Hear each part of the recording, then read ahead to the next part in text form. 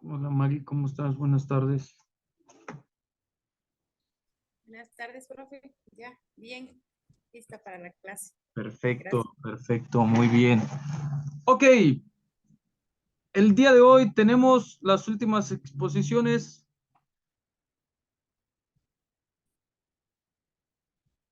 Así es que adelante, todo suyo, el micrófono. Vamos a hacer dos cosas para el día de hoy. Por respeto a los compañeros que prepararon la exposición, durante las exposiciones las necesito con la cámara para que su compañero se dé cuenta, ¿sale? De las reacciones y que participen. Nos toca, bueno, más bien terminamos, corresponde el turno a Karen, Itzel, Citlali, Blanca, a Demetrio, Fátima, Montserrat y bueno, a Islin que envía. Pero adelante, todo suyo el Zoom. Profe, Mándeme. yo tengo exposición pendiente de la semana pasada. De una vez iniciamos, perdón.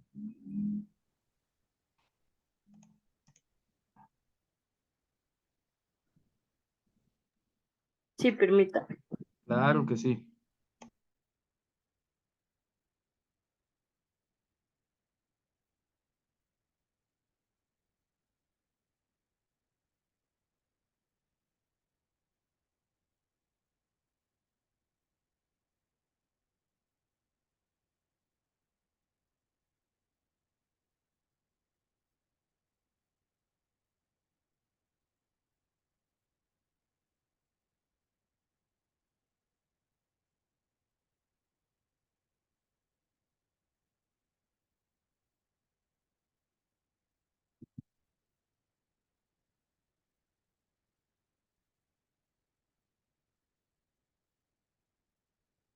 Sí, ya se está compartiendo, ¿verdad?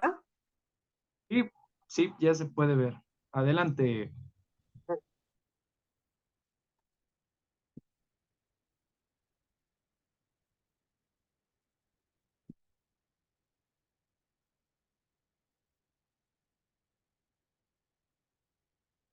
Bueno, buenas tardes, compañeros y maestro.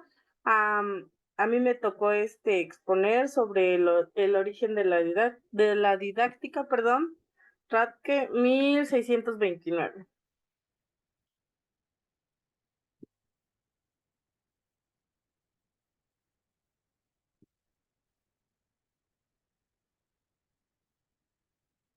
El origen etimológico de la palabra didáctica puede hallarse a mediados del siglo XVI.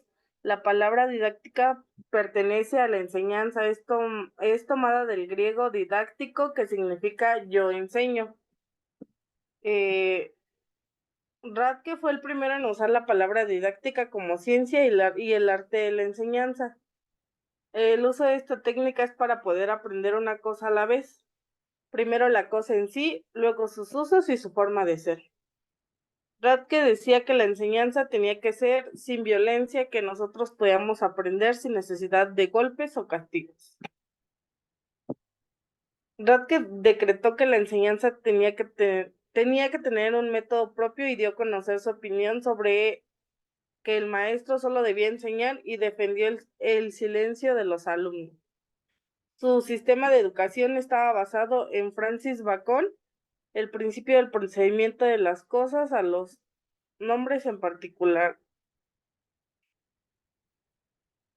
Sus aportaciones a la educación fueron: la enseñanza debe impartirse siguiendo el curso de la naturaleza, irá de lo fácil a lo difícil, de lo simple a lo complicado, de lo conocido a lo desconocido. Esto quiere decir que se tiene que iniciar desde lo que uno sabe hasta lo que uno desconoce.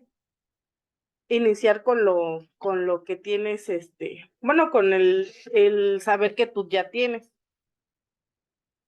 Por ejemplo, de no sé, un lápiz, tú sabes cómo es, la forma que tiene, pero no sabes de qué está hecho y cuáles son sus componentes. No debe aprenderse más de una cosa a la vez y repetir con frecuencia lo aprendido. Para aprender mucho mejor, debes tema por tema y no revolver para que no haya problemas. Aprender al principio todo en lengua materna, solo después de estudiarse las lenguas extranjeras. Primero tienes que aprender pues ahora sí que con tu lengua original, vaya, con tu idioma, y después ir aprendiendo a lo mejor en otros idiomas o irle buscando información y de ahí aprender a lo mejor otros idiomas. Ante todo, la cosa en sí mismo, más tarde las maneras de ser y uso de las cosas. Dar a conocer lo que sabemos del mismo y después lo que es y cómo se usa es paso a paso. Radke fue un educador alemán, nació el 18 de octubre de 1571 en Holstein, educó a la Universidad de Rostock, abrió escuelas en Augsburg y otros lugares en el año de 1617. Estuvo en prisión durante 8 meses por problemas que tuvo con el clero. Intentó abrir otra universidad en Magdeburgo, pero fracasó. Después de esto murió el 27 de abril de 1635.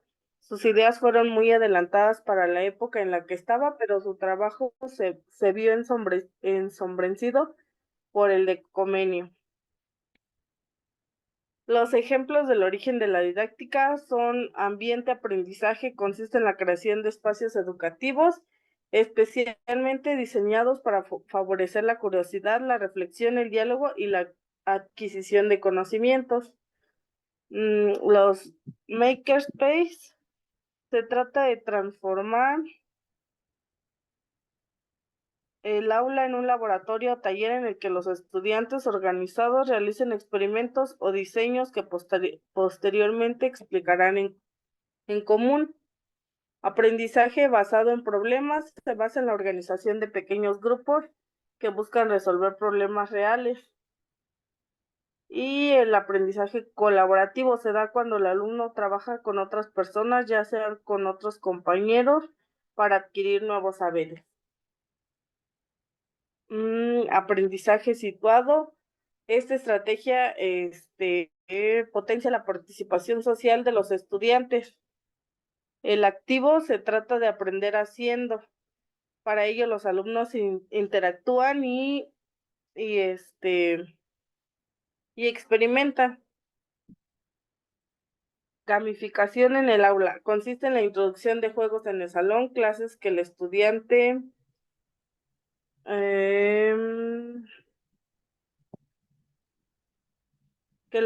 asimile los conocimientos de forma divertida. Aula invertida. Se incorpora la tecnología para desarrollar el aprendizaje. El profesor queda en segundo plano mientras los alumnos buscan y desarrollan. Y simulaciones, es cuando se plantean situaciones ficticias para trabajar contenidos de una manera y encontrar soluciones a distintos problemas. Todo esto es, pues, dependiendo del aprendizaje de cada uno. A muchos les ayuda interactuar con las cosas, a otros solo escuchar, a otros leer. Todo es dependiendo del aprendizaje de cada uno. Y aquí al final tengo los links de la información presentada, bueno, de donde me basé para sacar la información presentada en las diapositivas. Muy bien, bien, Lupita. Muy bien. Está Ramírez Millán Itzel. Sí, profesor, aquí estoy. Adelante, Itzel. Es que lo que pasa que no hice mis diapositivas. Tuve un pequeño problema y no las pude hacer. Ok, pues adelante. ¿Sí? ¿Sí puedo así? Sí. Ok. Ok. Pues a mí me tocó el tema de Didáctica Humana, convenio 1657. Ahora sí que nace el 28 de marzo de 1592. Fue teólogo, filósofo y pedagogo. Dice, aquí lo que me sale que fue obispo de mm, de los hermanos morados. Fallece el 15 de noviembre de 1670. La didáctica magna, publicada en 1630, utilizada en los recursos de metáfora para ejemplizar el proceso educativo y propagar su idea pedagógica.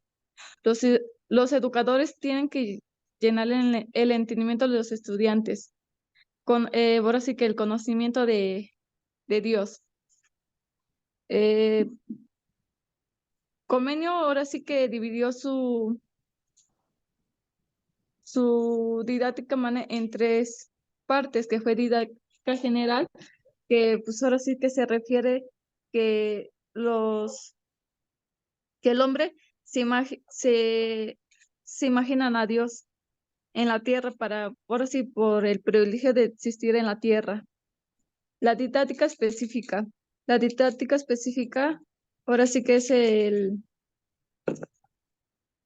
hábito, ahora sí, una costumbre del humano y la organización escolar. Aquí se debe bueno, esta es la enseñanza que se debe a muy temprana edad. La didáctica humana es una organización escolar que se puede distinguir en cuarto partes. Bueno, ahora sí que se dividen en cuatro, que es la escuela materna, escuela común, escuela latina o manacio, y que es la academia.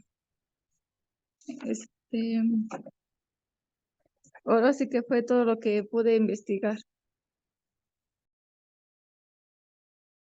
Perdón. Ahorita vamos a retomar el convenio un poquito precisamente para el tema del día de hoy. Ya te platicamos de las exposiciones que ya cerramos hoy. Karen, adelante.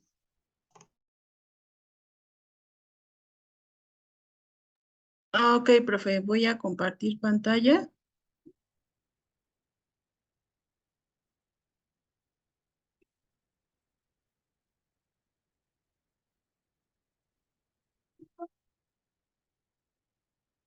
Bueno, sí se ve, ¿verdad, profe? Sí, ya podemos visualizar. Ok, bueno, buenas tardes. A mí me tocó hablar sobre la pedagogía tradicional. Este, bueno, seguramente cuando estudiamos, no sé, en la primaria, hace algunos años, nos tocaba memorizar todo lo que nos enseñaban. Nos tocaba hacer planas todo el tiempo y estábamos rodeados de 25 este, compañeros más, en donde seguramente fuimos educados con este modelo, con esta pedagogía tradicional. Y bueno, en contexto, eh, esto comienza a gestarse en el siglo XVIII con las escuelas públicas de Europa y América Latina. Esto surge de una tradición religiosa durante el siglo XVIII, eh, con la religión católica, judía o cristiana. Eh, Ellos se educaban con la disciplina rigurosa. Entonces, desde los internados donde la enseñanza que se impartía era por orden religioso, en donde se buscaba la formación de carácter de los estudiantes. La pedagogía tradicional se va desarrollando a raíz de la burguesía.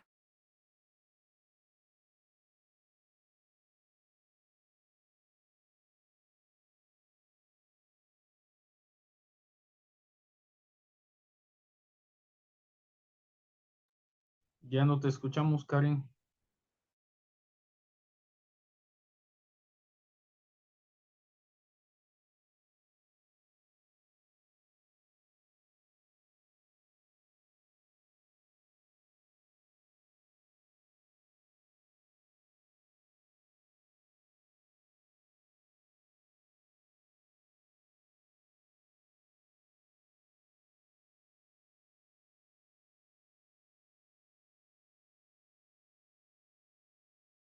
Bueno, creo que Karen se nos fue. Ok, Citlali Tapia, ¿andas por aquí? Yo alguien aquí con vida.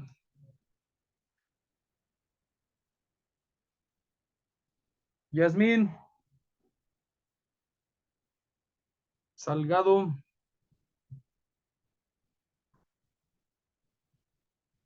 Sí, García, adelante, Yas. voy. Este,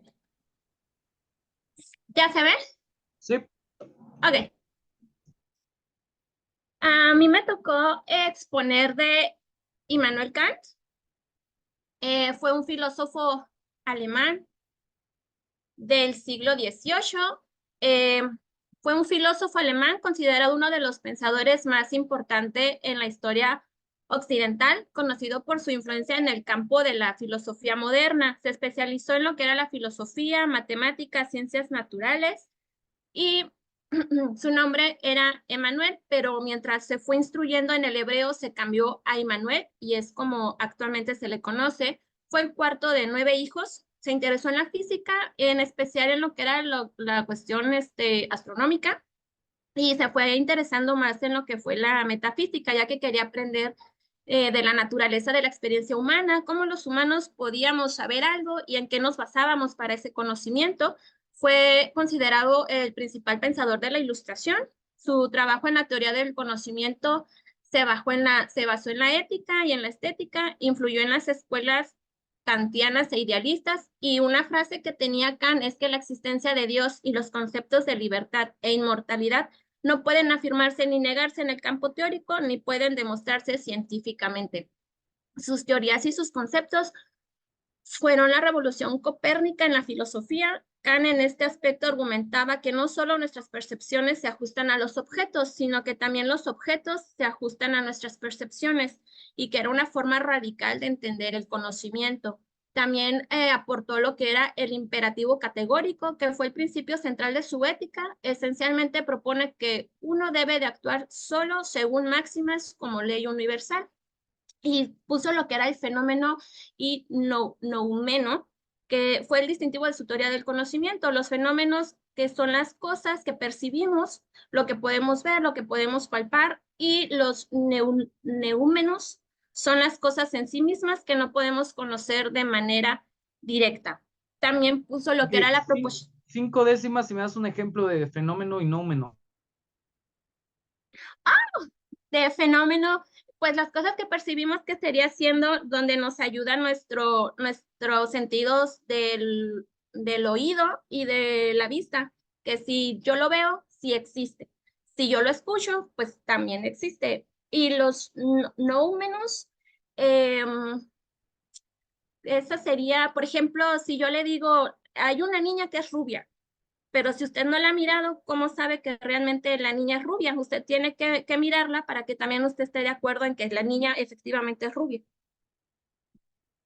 Ya tengo mis 5. Vamos en 3, pero bien. A ver si. Ok. Proposición analítica es aquella en la que el predicado está contenido en el sujeto. Creía principalmente en el conocimiento previo que se tiene sin necesidad de experiencia, perdón. La proposición sintética no puede lograrse mediante un simple análisis. Aquí tenemos que tener experiencia, tenemos como que profundizar en esas cuestiones de lo que es la sintética. Y la antropología pragmática. Para Kant, la antropología es simplemente el estudio de la naturaleza humana. Es un conocimiento útico y práctico. También tuvimos lo que era la moral y la ética. La filosofía moral de Kant afirma que la base de toda razón moral es la capacidad del hombre para actuar racionalmente.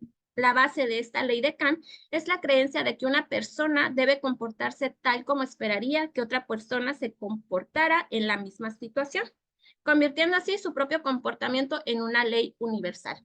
Y la ley moral de Kant se basa en la idea de que los seres humanos somos racionales e independientes. También declaró que ninguna acción basada únicamente en la obediencia a la ley debe considerarse como moral. Ahí ya entra un poquito más lo que es nuestro criterio propio. Tuvo unas aportaciones, una de esas que tenemos son la crítica de la razón pura. En esta, Kant explora la relación entre el conocimiento humano y la experiencia. Aquí es donde introduce el concepto revolución copérnica. copérnica en filosofía. Propone que los objetos de la experiencia deben de conformarse a nuestra percepción y pensamiento. Y la ética deontológica desarrolló una ética basada en el deber y la moralidad, que aquí es mejor conocida como la ética deontológica. Su principio fundamental es que una acción es moralmente correcta si se convierte en ley universal. Y tenemos la teoría del conocimiento, que es prácticamente la más conocida, que se distingue entre el conocimiento a priori, que significa no requiere experiencia para ser justificado lo que nosotros estamos diciendo, y a posteriori, que ahí sí tenemos que lo que estamos diciendo lo vamos a fundamentar con algo que depende de nuestra experiencia, proponiendo que el conocimiento humano es la condición de ambos. También tuvo estas obras literarias, que algunas fueron censuradas en su tiempo, que fue La crítica de la razón pura, que fue de 1781, fue una obra fundamental que examina la capacidad y los límites del conocimiento humano. También tenemos La crítica de la razón práctica, que se publicó en 1788, que fue la continuación de la crítica de la razón pura, enfocada en la ética y la moral. Tenemos la crítica del juicio, que fue en 1790. Aquí Kant abordó la estética y la teleología, explorando cómo juzgamos lo bello y lo sublime. Y la fundamentación de la... ¿Qué es una teología? Teleología es es una persona que, no, ese es un filósofo. Ay, no, profe, me agarró en curva. Sí sé, pero ahorita no la tengo a la mente. Sí sé, pero no te voy a decir. Ok. Sí, estoy segura que sí. Sí, ahorita lo retomamos. Ok, fundamentación de la metafísica de las costumbres. Como les dije al inicio, él también se empezó a interesar por lo que era la metafísica, que fue lo que también empezó a llamar más la atención, e hizo una aportación, una obra literaria que fue publicada en 1785, donde expone por primera vez de manera completa su teoría ética, donde se basaba en el imperativo categórico. Y pues ahora sí que Kant fue maestro en una universidad de bueno, no lo puedo pronunciar, pero nunca salió de su pueblito. Ya después también regresó, donde pues finalmente murió. Ahora sí que solamente salió de su lugar natal para ir a estudiar y después regresó. Y esto. Un amigo de la familia, bien, muy bien, Jazz. Gracias. Demetrio, ¿estás por aquí? Sí, profesor, aquí estamos. Adelante. ¿Tiene la carrita aquí?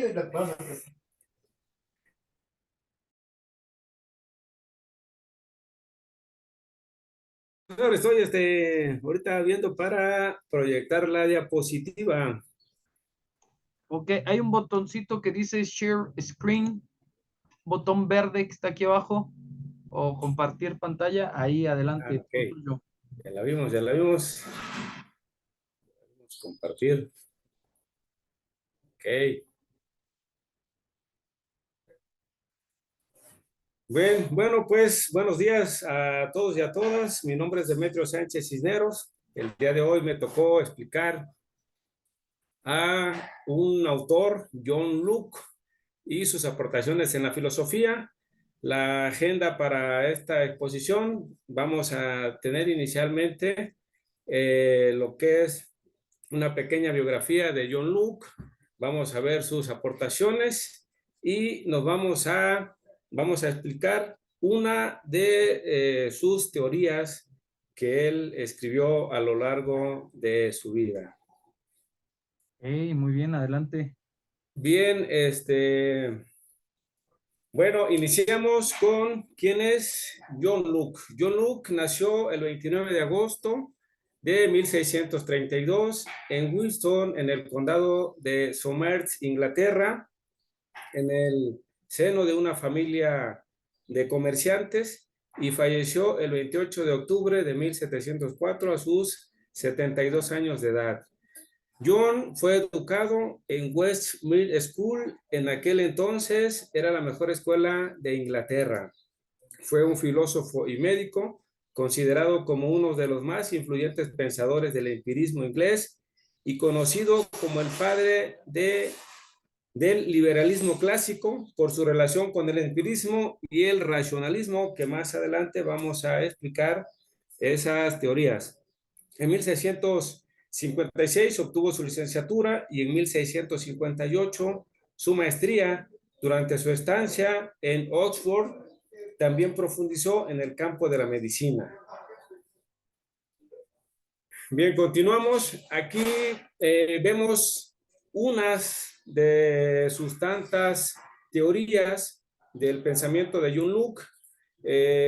Dice su propia biografía que incluso no se tiene un registro tal de sus tantas escrituras que hizo. Fue un pensador muy completo. Él escribió tanto cómo debería de comportarse una población civil bajo un gobierno. Bueno, vamos a leer aquí las diapositivas de algunas de sus tantas teorías. Escribió el ensayo sobre el gobierno civil, 1660-1662, ensayo sobre la ley de la naturaleza en 1664. Aquí la importancia son los años en que él consecutivamente se dedicó a escribir. Ensayo sobre la tolerancia, 1667, compendio del ensayo sobre el entendimiento humano, 1688, carta sobre la tolerancia, 1689, tratado sobre el gobierno civil, 1689. La mayoría de sus escrituras, de sus pensamientos, van relacionadas una de la otra. Ensayo sobre el entendimiento humano, 1690. Segunda carta sobre la tolerancia, 1690. Algunas consideraciones sobre las consecuencias de la reducción del interés y subida del valor del dinero. Redacción de la publicación redacción de 1668. Y algunas más abajo que son muchas. De hecho, estuve practicando, profesor, y vi que pues me pasaba incluso de 10 minutos. Entonces, vemos aquí un pensador muy completo. Sus teorías fueron muy variadas. Por ejemplo, las que observamos aquí, ensayo sobre un gobierno civil. Él ahí hablaba sobre cómo debería de comportarse una población, que una población o una persona, para comportarse dentro de una población debería de haber leyes, y esas leyes deberían de ser deberían de sancionar a la población, a la persona que no cumpliera con esas normas para vivir en sociedad y en paz dentro de un gobierno civil. Luego, ensayo sobre la ley de la naturaleza, algo parecido, pero bueno, nos vamos hacia el pensamiento empirista, que ¿por qué se le llama el padre del pensamiento empirista? El pensamiento empirista de John Locke postula que el conocimiento proviene de la experiencia y la reflexión. Rechaza las ideas innatas y la importancia sobre las ideas simples y complejas para la formación del conocimiento. Además, su visión sobre las cualidades, los objetos y sustancias y los grados de conocimiento contribuyó a fundamentar su enfoque epistemológico, siendo una de sus principales ideas las siguientes. Esas tres aportaciones donde habla sobre las cualidades del objeto, sustancia y grados de conocimiento, lo vamos a ir explicando aquí sobre las láminas. Bien, sus principales ideas sobre el pensamiento empirista de Locke son las siguientes. Él refutaba, dice, refutación del ignatismo. Locke rechazaba la idea del renacimiento, del racionalismo, y argumentaba que no hay ideas innatas en la mente humana al nacer. En cambio, sostiene que la mente es un papel en blanco y que se va llenando con conocimientos a través de la experiencia. Él explicaba aquí que todos los seres humanos ya nacían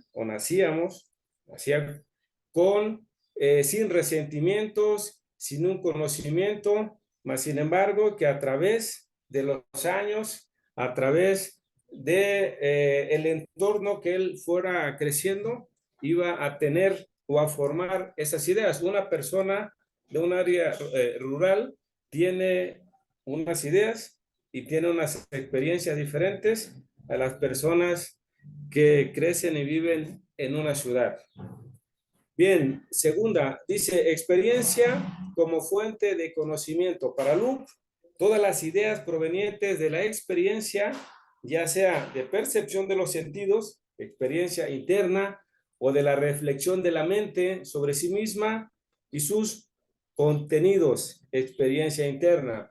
Aquí Luke comentaba que el conocimiento se basaba en dos factores de la persona: experiencias externas y experiencias internas. Experiencias externas, lo que la persona observa, lo que la persona ve, y lo que la persona piensa y lo que la persona siente.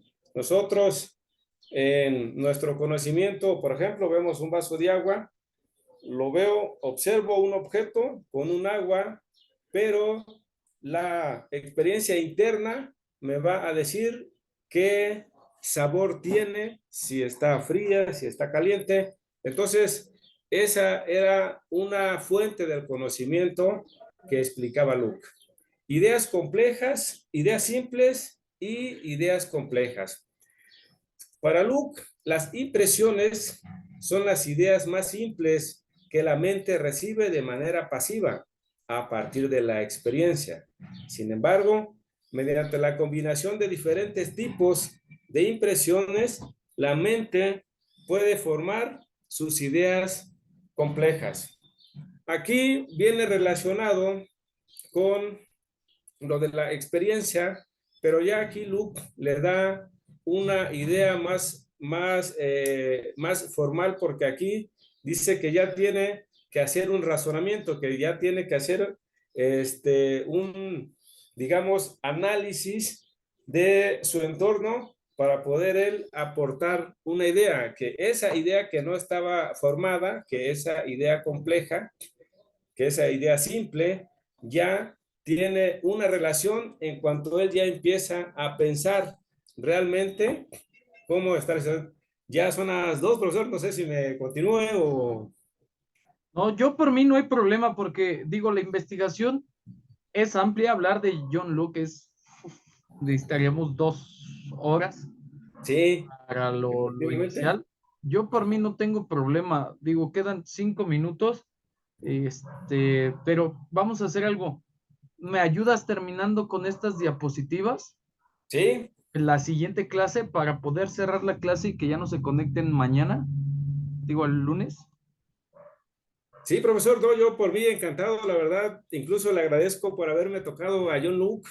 Tiene mucho material explicativo, ahora sí que muchos fundamentos incluso que nos sirven para nosotros como próximos pedagogos y pues enriquecer nuestro conocimiento. Muy bien, Demetrio, muchas gracias, porque también no quiero dejar ahí a Immanuel Kant, así le hago yo. Sí, profesor. Bueno, pues última, limitaciones del conocimiento. Luke sostiene que hay cuestiones sobre las cuales no se puede tener conocimiento, como la inmortalidad del alma o la superioridad de una religión sobre esta. Esto lleva a la defensa de la tolerancia religiosa en un contexto de conflicto entre distintas confesiones. Aquí sabemos que el conocimiento de ambas teorías pues causan conflicto por la metodología en que se lleva a cabo. Cada quien tiene unas creencias importantes, y es ahí donde dice que él considera una limitación de conocimiento, porque cuando alguien quiera inculcarle, por ejemplo, hablando de la religión, hablando de una religión que no tenemos en México, bueno, que no está tan arraigada, una musulmana con otra religión, sería muy difícil que alguien pudiera, digamos, llegar a convencer a otra persona que no fuera de esa religión. Y hablando de la inmortalidad del alma, también hay personas que ellos en su teoría dicen que después de la muerte hay vida y otras personas que dicen que no hay vida. Entonces, él ponía estas dos maneras de ejemplificar que es una limitación del conocimiento en esos aspectos, para llegar después a su teoría de la tolerancia. Él, dentro de todo su pensamiento, escribió la teoría de la tolerancia, precisamente enfocando a esta limitación de conocimiento. Profesor, pues yo creo que pues sería todo por el momento y pues ya la próxima clase nos ponemos al corriente. Ok, muy bien. Nos quedan 3 minutos. Yo necesito como 6.